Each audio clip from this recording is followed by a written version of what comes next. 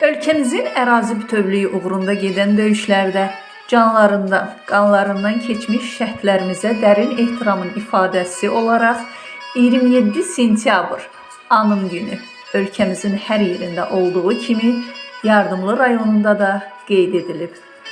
Səhər saatlarından etibarən Yardımlı rayon Şəhidlər Xiyabanına ziyarətlər edilib, vətən uğrunda canlarını fəda etmiş qəhrəman şəhidlərimizin xatirələri qürurla yad edilib.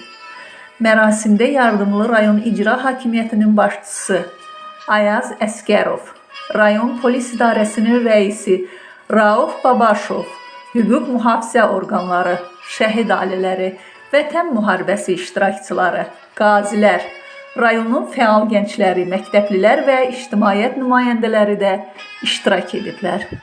Şəhidlərimizin əziz xatirəsini böyük ehtiramla yad edirik. Mətanət Akif qızı, İqamət Sadiqli, Xalqım TV.